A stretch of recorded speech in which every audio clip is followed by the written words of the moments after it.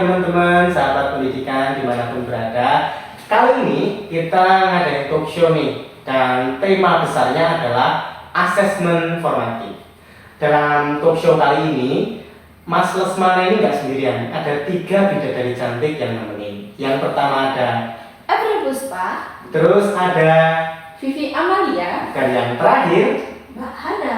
ada Mbak Hana juga. Oke, dalam tema besar kali ini, asesmen formatif, ada 4 subtema nih yang bakal dibahas. Yang pertama, fungsi dan tujuan asesmen formatif. Yang kedua, pertanyaan tentang kapan sih asesmen ini akan dilakukan.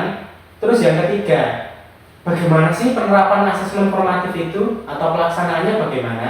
Terus yang keempat adalah contoh-contoh konkret dari asesmen formatif itu. Oke, saya mau langsung aja bertanya sama Mbak Hana ya tentang fungsi dan tujuan penilaian formatif. Tadi saya sudah menyiapkan pertanyaan. Itu pertanyaan seperti ini. Seringkali itu guru merasa penilaian itu hanya untuk memberi nilai di rapot. Sebenarnya apa sih fungsi utama dari penilaian formatif dalam membantu proses belajar siswa? Oke, menjawab pertanyaan Mbak Puspa, untuk fungsi utama asesmen formatif yaitu untuk mengidentifikasi apakah siswa sudah menguasai secara menyeluruh atau hanya sebagian saja materi pembelajaran. Nah, apa sih yang harus dilakukan oleh tenaga pendidik ketika mendapati siswa yang belum memahami materi pembelajaran? Nah, di sini seorang guru bisa memberikan les tambahan untuk materi pembelajaran. Seperti itu, Mbak Puspa. Oke, gitu. Kalau kita bicara tujuan penilaian formatif, bagaimana penilaian ini bisa digunakan untuk memperbaiki strategi mengajar guru dan meningkatkan hasil belajar siswa secara nyata? Oke, dengan penilaian formatif, guru bisa mengidentifikasi konsep atau materi pembelajaran yang belum dipahami oleh siswa. Kemudian berdasarkan data-data yang dikumpulkan oleh guru bisa mengidentifikasi metode atau model ajar yang dibutuhkan oleh siswa. Seperti itu, Mbak Puspa. Bagus banget dia jawabannya ya. Ya. Kemudian terkait pertanyaan kedua nih, saya mau bertanya kepada Mbak Vivi. Sebenarnya kapan sih asesmen formatif itu harus dilakukan? Pertanyaan yang sangat bagus ini ya. Kapan sih asesmen formatif itu dilakukan? Yaitu pada saat pembelajaran berlangsung, tapi bukan di akhir pembelajaran seperti itu. Nah, tujuannya apa sih? Nah, tujuannya itu untuk memantau perkembangan siswa secara terus-menerus dan memberikan feedback atau timbal balik seperti itu. Jadi, nanti guru tahu strategi mana sih yang tepat buat siswa, dan siswa juga tahu cara belajar mana sih yang tepat buat saya seperti itu, dan kapan waktunya. Yaitu yang pertama ada di awal nih, di awal pembelajaran. Jadi nanti guru itu memberikan pertanyaan-pertanyaan pematik terkait materi. Jadi nanti guru juga tahu sejauh mana pengetahuan awal sejauh mana sih siswa itu seperti itu.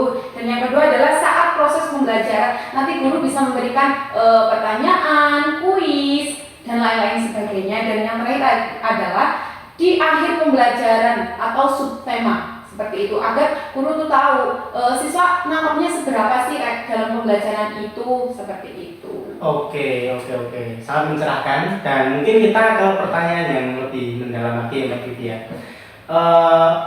Tadi kan kapan, sekarang kenapa waktu itu dipilih untuk melakukan asesmen formatif? Kenapa di awal pembelajaran itu dipilih? Terus kenapa di subtema pembelajaran itu juga dipilih? Terus kenapa di sela-sela pembelajaran itu dipilih? Kenapa?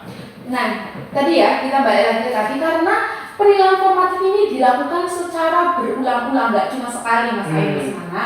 Jadi nanti ketika di awal kan kita mengetahui pengetahuan awal siswa. Nah, nanti ditambah di tengah sejauh mana sih ini siswa udah tahunya, dan yang terakhir adalah sudah pahamkah siswa di materi tersebut seperti itu. Jadi dilakukan secara berulang-ulang. Menarik. Kemudian untuk pertanyaan untuk Mas Ayu nih. Iya. Untuk pertanyaannya yaitu, jika asesmen formatif dilakukan secara efektif, bagaimana dampak terhadap motivasi dan pola pikir siswa ketika mereka menghadapi kesalahan ataupun kegagalan? Oke, ini pertanyaan yang sangat menarik ya, dan barangkali mungkin semua pendidik harus tahu. Yang pertama, kita harus melihat dulu perbedaan antara asesmen formatif dan asesmen sumatif. Asesmen sumatif itu sendiri digunakan untuk menilai seberapa mampu, seberapa paham siswa itu di akhir pembelajaran. Sedangkan asesmen formatif itu tujuan utamanya adalah untuk memantau perkembangan dari peserta didik. Jadi ini mindset yang sangat berbeda. Yang satu itu untuk mengukur berhasil atau tidaknya, yang satu itu untuk mengukur perkembangannya. Jadi secara implisit akan ditemukan bahwa asesmen formatif ini mendorong yang namanya growth mindset atau mindset berkembang. Karena apa? Siswa tidak dituntut untuk berhasil, tapi siswa distimulus atau distimulasi untuk berkembang. Itu yang membedakan asesmen formatif dan sumatif. Di lain sisi, karena tidak dinilai, tidak ada tekanan atau paksaan bagi siswa, sehingga dia merasa tidak dihakimi, sehingga dia akan merasa ingin berkembang, punya semangat yang lebih baik lagi. Oke, bagus sekali nih. Untuk pertanyaan yang selanjutnya yaitu, strategi apa yang akan Anda gunakan agar asesmen formatif tidak hanya menguntungkan untuk beberapa siswa saja? Nah, ini pertanyaan yang sangat kompleks dan terus terang bahkan penerapannya akan lebih kompleks lagi, lebih sulit lagi. Tapi yang pertama seorang guru harus pahami adalah satu, siswa itu punya cara belajar atau gaya belajar yang berbeda sekali, sangat berbeda sekali. Ada yang auditori, ada yang visual, ada yang kinestetik, dan ketiganya itu memerlukan asesmen yang berbeda-beda agar semuanya seimbang ya. Bagi yang auditori, mungkin tanya jawab saja cukup atau pertanyaan mendalam cukup. Tapi bagi yang visual, mungkin kita bisa pakai mind map atau mungkin pakai visual yang menggambarkan atau memantik mereka untuk menemukan hubungan antar konsep. Terus untuk yang kinestetik ini yang mungkin ekstra lebih menguras tenaga lagi ya buat guru-guru semua, karena kita cenderung lebih harus menggunakan model bermain atau role play game agar yang cara belajarnya kinestetik itu terstimulus untuk nyambung dan memahami pembelajaran yang kita lakukan gitu. Di samping itu, level pemahaman setiap siswa atau peserta didik itu kan berbeda. Ada peserta didik yang katakanlah gampang nyantol atau mungkin pemahamannya cukup tinggi, itu tidak bisa disamakan dengan siswa yang cara memahaminya lebih rendah lagi. Nah, ada 3 fase sebetulnya dalam pemahaman ini yang harus dipahami guru. Yang pertama, pemahaman dasar yang semua siswa tanpa terkecuali itu harus paham.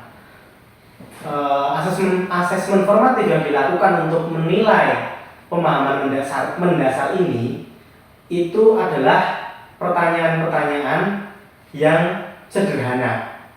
Kita ambil contoh tentang tingkat tutur misalnya. Pembedaan antara kromo, muko, dan kromo inggil itu semua siswa harus tahu. Di level yang kedua ada yang namanya pemahaman aplikatif. Ini tidak semua siswa tahu. Pemahamannya tentu tidak setara semuanya. Jadi ada siswa yang sudah paham secara aplikatif, di rumah bisa ngomong dengan bosok kromo dan terhadap siapa dia tahu ngomongnya ini terhadap siapa, ke guru bagaimana. Jangan sampai ke guru tuh bilangnya madang, ke temennya bilangnya dahar, itu kan salah. Itu di level aplikasi. Terus di level yang lebih tinggi adalah level analitik atau analisis. Jadi siswa ini kemudian pemahamannya sampai pada kenapa sih kepada setiap orang yang berbeda tingkat tutur yang digunakan itu berbeda. Kenapa sih sama orang tua harus kromo inggil? Kenapa sama pejabat misalnya kromo inggil? Kenapa kepada orang yang berpangkat kromo inggil? Kenapa sama teman sebaya bisa nguku halus? Kenapa bisa nguku lugu? Kenapa? Itu dia sudah memahami sampai level analisis itu.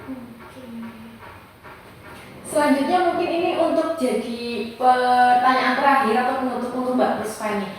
Apa saja sih contoh-contoh konkret dalam asesmen formatif Mbak Puspa?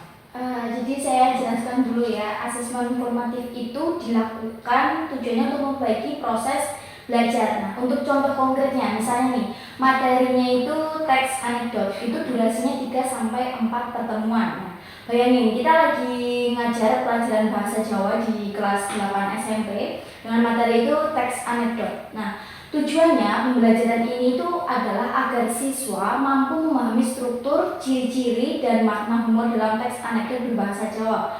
Nah, di pertemuan pertama nanti itu guru bisa mulai dengan pertanyaan pemantik sederhana. Contohnya seperti ini. Anak-anak, menurut kalian apa sih bedanya teks anekdot dengan cerita pendek biasa? Nah, pertanyaan itu udah termasuk asesmen formatif sederhana. Guru bisa tahu sejauh mana siswa itu mengenali jenis teks yang akan dipelajari.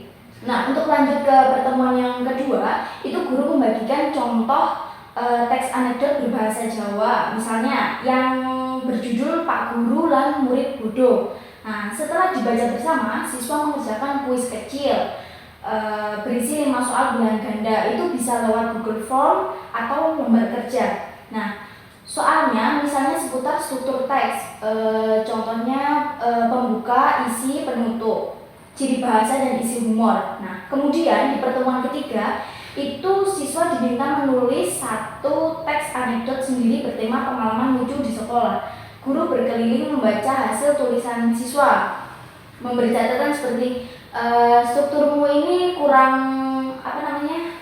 strukturmu ini tuh sudah benar, tapi coba perbaiki pilihan katanya itu lebih lucu dan natural. Nah, dari situ guru itu bisa melihat siapa yang sudah memahami konsep teks anekdot dan siapa yang masih perlu bimbingan tambahan. Jadi kalau contohnya itu, formatif itu bisa berupa kuis kecil atau diskusi reflektif, sedangkan kalau sumatif itu berupa tugas menulis atau ulangan harian. Jadi seperti itu untuk contoh konkret penilaian formatif. Selanjutnya nih Mbak Puspa, dari contoh-contoh tadi yang sudah disebutkan, asesmen formatif mana sih yang paling penting gitu? Nah, kalau untuk contoh penilaian formatif yang paling penting itu adalah umpan balik langsung dari guru ke siswa saat proses belajar berlangsung. Misalnya, ketika guru bertanya, kenapa kamu memilih jawaban itu? Lalu mendengarkan alasan siswa itu, jawabannya itu momen berharga banget. Dari situ guru bisa tahu sejauh mana pemahaman siswa dan langsung memberi arahan. Gitu.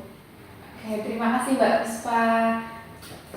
Oke teman-teman, mungkin sekian dulu talk show dari kami. Semoga membantu dan bermanfaat. Jangan lupa like dan subscribe YouTube channel kami. Assalamualaikum warahmatullahi wabarakatuh. Waalaikumsalam warahmatullahi wabarakatuh.